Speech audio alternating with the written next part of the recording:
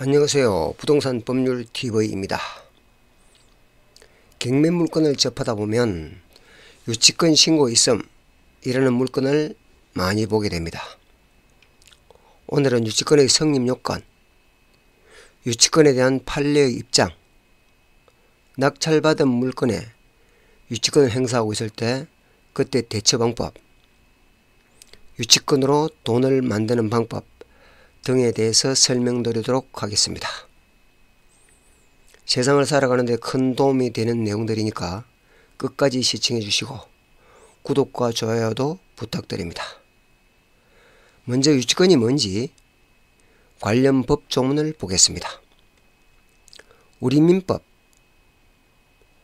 320조에서 타인의 물건 또는 유가증권을 점유한 자는 그 물건이나 유가증권에 관하여 생긴 채권이 변제기에 있는 경우 변제를 받을 때까지 그 물건 또는 유가증권을 유치할 권리가 있다. 전항의 규정은 그 점유가 불법 행위로 인한 경우에는 정하지 아니한다 라고 규정하고 있습니다. 유치권이란 건물에 공사를 하고 공사대금을 못 받았다든지 자동차 수리를 하고 수리비를 받지 못한 상태에서 소유자에게 점유를 넘겨주고 나면 공사대금이나 수리비 채권을 가지고 있지만 행사가 불리해집니다. 이 경우에 그 채권자를 보호해 주기 위해서 공사업체나 수리업자에게 법에서 그 채권을 다 받을 때까지 그 물건을 유치할 수 있는 권리를 주는 법에서 정한 권리입니다. 그래서 이걸 법정 담보물건이라고 그럽니다. 여기에 대한 내용들을 하나씩 분석해 보도록 하겠습니다. 유치권 성립 요건을 보면 첫째, 타인의 물건 또는 유가증권을 점유한 자는 그 물건이나 유가증권에 관하여 생긴 채권 이라고 되어 있습니다. 유가증권은 우리가 별로 관련이 없고 타인의 물건이어야 합니다. 내가 내 집을 짓다가 공사대금을 못 줬다고 해서 내 집을 내가 점유해서 유치권 행사를 한다는 것은 있을 수가 없습니다. 내가 남의 집을 지어 주었는데 공사대금을 받지 못했을 때 행사하는 권리이기에 타인의 물건에 행사하는 권리다. 그래서 타물권이라고 합니다.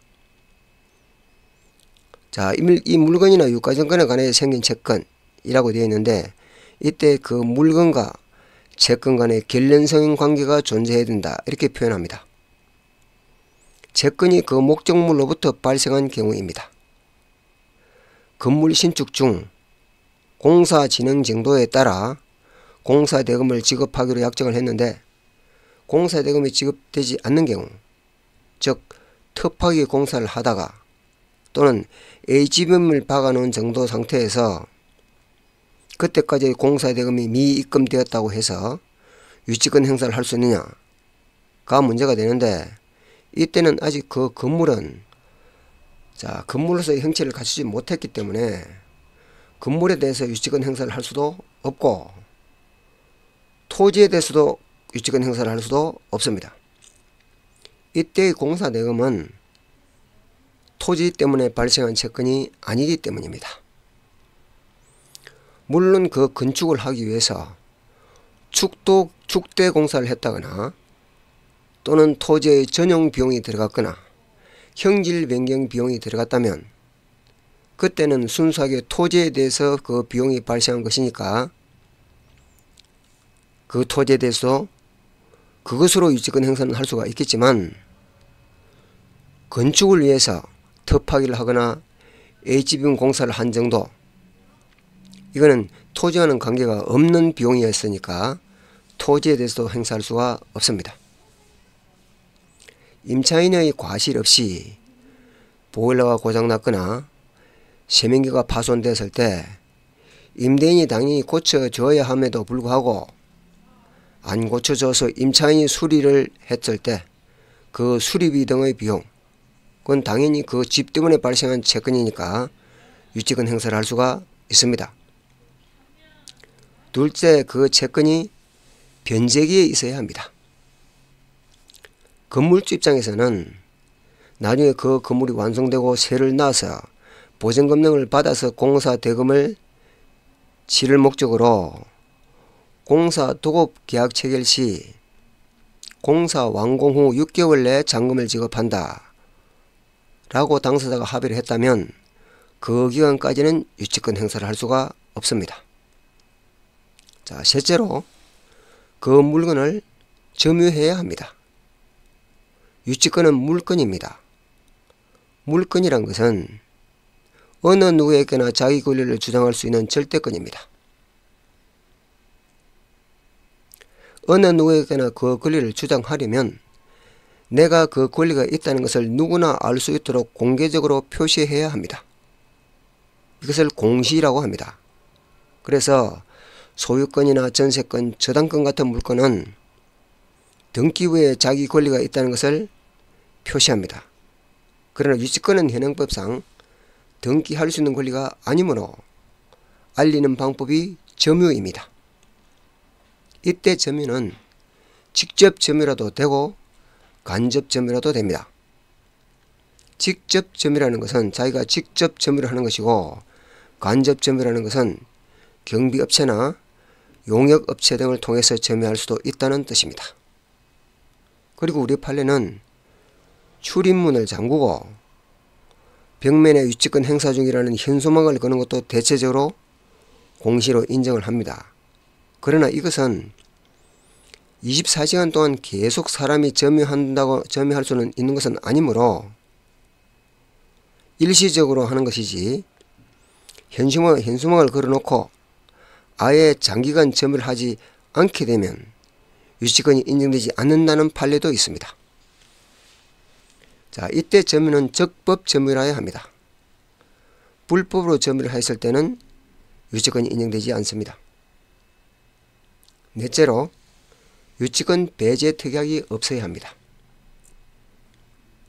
유치권자가 유치권을 행사하지 않겠다는 배제 특약이나 포기각서를 작성하면 유치권을 행사할 수는 없습니다.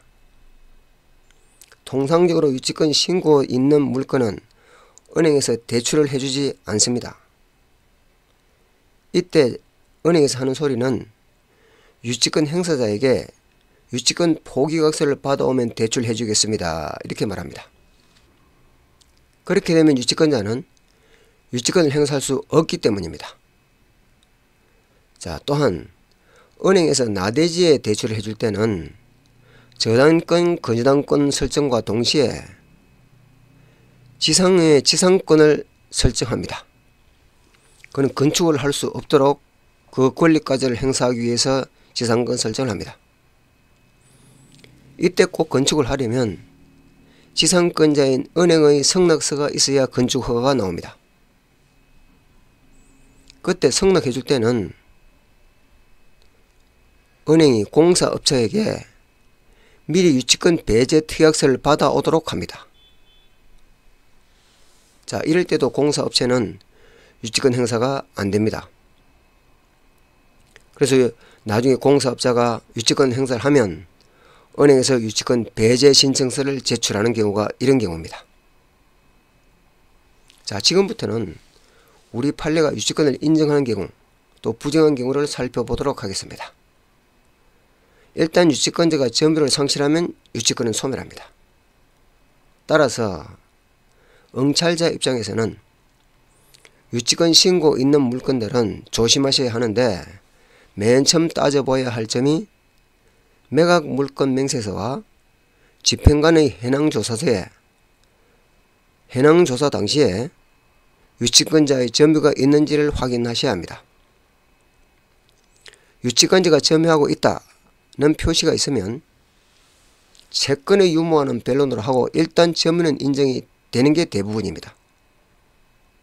자, 그런데 해낭조사서에 집행관이 수차례 방문했으나 폐문부재로 점유관계는 알 수가 없다는 말이 기재되어 있다면 대부분 점유가 인정되지 않습니다. 자, 2번, 유치권을 행사하려면 채권이 있고 점유가 있어야 하는데 그때 채권과 점유는 경매 개시 결정 등기 전에 있어야 합니다. 응찰자가 유치권자가 있는지를 알 수 있는 시점을 경매 개시 결정 등기 시점으로 보기 때문입니다. 그러면 경매 개시 결정 등기 이후의 채권이나 그 이후에 점유를 하면 유치권이 인정되지 않는 것이 아니고 낙찰자에게는 대항할 수 없습니다. 그래서 나중에 사건 기록을 열람을 하여 도업계약서 등을 보고 잔금 날짜가 언제인지 등등을 다 확인해 보셔야 합니다. 자, 3. 채권이 소멸하면 유치권도 당연히 소멸합니다. 주로 공사대금 채권은 그 시효가 3년입니다. 공사가 완공된 후 3년이 경과되었는지를 확인해 보시는 것이 필요합니다. 단 3년이 경과되었더라도 그 3년 시점 경과 전에 시효 중단 사유가 있다면 유치권은 소멸하지 않습니다. 즉 3년 되기 전에 소송이 제기되어서 소송 중에 있다든지 또 그 등기부 보니까 유치권자가 가압류, 가처분 등을 하였다든지 이럴 때는 등기부를 통해서 반드시 확인하셔야 하고 그 가압류 가처분이 유치권자의 채권을 근거로 한 것인지 대법원 홈페이지에서 등기부에 있는 사건 보도를 입력하고 확인해 보시는 것이 필요합니다. 4. 건물의 채무 초과 상태에서 공사가 시행된 경우 유치권은 인정되지 않습니다. 리모델링 공사를 했는데 공사 전에 이미 그 건물에 저당권이나 근한권이 설정되어 있고 그 채권액이나 채권 최고액이 건물 가격을 이미 초과할 만큼 설정되어 있다. 그런 상태에서 공사를 진행해 줬다면 누가 보더라도 허위의 가능성이 많습니다. 이때는 대부분 판례에서 신의청상 인정되지 않는다고 하고 있습니다. 5. 임차인의 보증금 반환 채권이나 권리금 반환 채권, 부속물 매수 채권 등은 그 목적물로부터 발생한 채권이 아니므로 유치권이 인정되지 않습니다. 자, 보증금은 대부분 잘못 알고 계시는데 보증금은 임차인이 차임을 연체하거나 그 목적물 등을 파손해서 손해배상이 발생할 때를 대비해서 담보로 받아두는 돈이지 그 목적물로부터 발생한 채권은 아닙니다. 자, 6. 임대차 계약상 원상복구 약정이 있는 경우 유치권은 배제 퇴역을 한 것으로 봅니다. 주로 상가 등에서 임대차 계약 체결 시 임대차가 끝나면 원상복구한다는 약정을 하게 되는데 그때는 임차인이 비용을 들였더라도 유치권을 행사하지 않겠다는 배제 특약으로 보니까 유치권이 인정되지 않습니다. 7. 유치권자의 점유는 간접 점유라도 상관이 없다고 했습니다. 유치권자가 직접 그 집에 들어가 살면 직접 점유인 것이고 유치권자가 임차인을 구해서 임차인이 살게 하는 것도 간접 점유로 인정됩니다. 그런데 이때는 유치권자와 임차인의 임대차 계약서를 작성할 때 소유자의 동의서가 반드시 있어야 합니다. 동의 없이 임차인이 들어가서 점유한다면 그 점유는 불법 점유가 됩니다. 자, 낙찰받고 나서 임차인이 살고 있다. 그러면 채호가 매수 신고인인 나의 입장에서는 이해관계인에 해당하므로 법원에 가서 그 경매 사건 기록을 열람해보고 그때 임대차 계약서가 유치권자와 임차인이 작성한 건지 그리고 소유자의 동의서가 첨부되어 있는지를 확인하셔야 합니다. 만약에 그 임대차 계약서가 소유자와 작성되었다면 유치권자의 점유는 이미 없어진 것이고 유치권자와 작성되었더라도 동의서나 승낙서가 없으면 유치권은 인정되지 않습니다. 8. 위약금 약정도 당연히 그 물건 때문에 발생한 채권은 아니므로 유치권이 인정되지 않습니다. 위약금이라는 것은 약속을 위반한 데 대한 손해배상입니다. 9. 특히 상가 등에서 임차인이 자기의 필요에 따라서 설치한 시설비나 인테리어 비용 등은 유치권이 인정되지 않습니다. 임차인의 비용 상환 청구권도 유치권을 인정할 수 있다. 이렇게 성립요건에서 설명드렸는데, 그때 비용은 필요비와 유익비를 말하는데, 필요비는 현재 상태를 유지하기 위한 보일러 수리비 등등을 말하는 것이고, 유익비는 그 목적물의 객관적 가치가 증가하여야 합니다. 그러니 임차인이 자기가 장사하기 위해서 지출한 비용, 시설비, 간판비용 등등은 유치권이 인정되지 않습니다. 유치권 신고에 보면 임차인이 고가의 인테리어 비용 등을 신고하는 경우가 많은데, 그런 것들은 대부분 인정되지 않습니다. 자, 10. 공사대금을 임대차 보증금이나 전세금으로 완전히 전환을 하면 유치권은 소멸합니다. 그런데 공사대금을 받을 때까지 임시로 유치권자가 점유하여 거주한다 라고 약정을 했다면 소멸하지 않는다고 봐야 합니다. 그러니까 계약 시 말 한마디에 자유거래를 주장할 수도 있고 소멸되기도 합니다. 기업체 등에서 큰 계약을 체결할 때 변호사를 반드시 대우하는 이유가 그것 때문입니다. 11. 유치권이 있는 물건을 낙찰받았다고 해서 낙찰자가 전 소유자의 채무를 변제해 줄 의무는 없습니다. 채권 채무는 어디까지나 당사자끼리 해결해야 되는 게 원칙입니다. 그런데 유치권자가 점유를 계속하여 비켜주지 않으면 사용수익을 할 수가 없으므로 낙찰자가 돈을 지급하는 것입니다. 원칙적으로 대신 변제를 한 것이니까 전 소유자에게 구상권을 행사할 수 있는 게 원칙이지만, 경매당해서 거덜난 사람한테 그 구상권을 행사한다고 실익이 있을지는 의문입니다.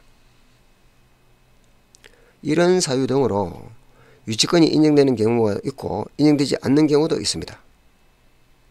그런데 법원에 유치권 신고를 하여 매각물건 명세서에 유치권 신고 있음 이라고 기재되어 있다 하더라도 통계상으로 보면 70% 가까이가 허위의 유치권입니다. 한 30% 정도는 채권이 있긴 하지만 그 채권이 그 중에서 60% 내지 70%는 부풀린 채권입니다. 자, 유치권자의 채권 전부를 인정받는 경우는 20-30% 정도가 되는데, 그 나머지는 아예 인정을 못 받는다든지 또는 자기가 신고한 금액보다 감액이 됩니다. 그래서 평균적으로 보면 1억 정도 유치권 신고를 했더라도 한 2-3천만 원 선에서 합의를 보는 경우가 많습니다. 근데 문제는 한 20-30% 정도는 그 점액을 낙찰자가 각오를 해야 되는 경우가 있기 때문에 응찰 시에 철저한 분석이 필요합니다. 또한 유치권은 앞서 설명드린 유치권 성립 요건만 갖추면 유치권이 인정되므로 경매에서 유치권 신고가 있다고 해서 유치권이 인정되고 신고를 안 했다고 해서 유치권이 인정 안 되는 게 아닙니다. 성립 요건만 갖추면 되는 것이고, 그리고 혹시 또 은행에서 유치권 배제 신청이 있었다 이런 말들이 있더라도 반드시 또 유치권이 배제되는 것도 아닙니다. 그는 그때 사실관계를 다 따져봐야 하기 때문에 철저한 분석이 필요합니다. 경매에서 허위의 유치권으로 경매 입찰을 방해하는 사례가 많으므로 형사고발을 하면 허위의 유치권자에게 6개월 내지 1년 정도의 실형이 선고되는 경우가 많습니다. 자, 유치권 주장자와 협상 과정에서 이런 것들을 잘 고지하고 양보를 받아내는데 사용을 하셔야 합니다. 그리고 돈을 주지 않으면 빌트인 가구 등을 훼손하거나 심지어는 떼어가는 경우도 있는데, 이건 당연히 그 물건에 부합되어 있는 것이므로 훼손해서도 안되고 떼어가서도 안됩니다. 만약 그런 사태가 벌어지게 되면 형사상으로 재물손괴죄나 또는 절도죄, 그 외에 민사상으로 손해배상을 청구할 수 있으므로 협상 과정에서 그런 내용을 잘 고지하고 협상하면 유리하게 협상을 이끌어갈 수가 있습니다. 자, 유치권 있는 물건을 낙찰받은 경우 빠져나오고 싶을 때, 첫째, 매각기일로부터 낙찰받은 날로부터 매각 결정기일 사이에는 그때 모르는 유치권자가 나타났다. 매각 물건 명세서에 기재도 없었는데 유치권자가 나타났다. 이럴 때는 매각 불허가 신청을 하면 대부분 받아들여줍니다. 만약 매각 결정기일이 지났다. 그럴 때는 매각 확정기일 사이에 매각 허가에 대한 이의신청이나 매각 허가 결정에 대한 항고로 다투면 됩니다. 매각 확정까지 됐다. 이럴 때는 매각 허가 결정의 취소 신청을 하셔야 합니다. 만약에 내가 이 물건을 계속 내 소유를 하고 싶다 이럴 때는 잔금 납부와 동시에 인도명령 신청 및 점유이전금지 가처분 신청을 합니다. 정상적인 유치권자로서 인정을 받을 때는 인도명령 대상이 아니고 명도소송 대상입니다. 그러나 내 입장에서는 여러가지 근거를 바탕으로 불법 점유라는 것을 이유로 인도명령 신청을 먼저 합니다. 인도명령 신청을 하면 법원에서 유치권자를 불러서 신문을 하도록 합니다. 신문을 해봐서 별로 신빙성이 없을 때는 바로 인도명령이 바로 나오면 바로 강제집행을 하면 되고, 만약 유치권자로서 인정을 받을 수 있다면 그때는 인도명령이 기각될 겁니다. 그럼 그때부터는 맹도소송을 통해서 다투어야 합니다. 맹도소송 중에 점유자가 바뀌면 소송을 다시 해야 되는 그런 사태가 발생하기 때문에 점유이전금지 가처분 신청을 해 놓는 겁니다. 자, 오늘은 유치권에 관한 전반적인 내용과 판례의 입장까지 알아봤습니다. 다 함께 풍요롭고 행복한 삶을 추구하는 부동산 법률 TV였습니다. 감사합니다.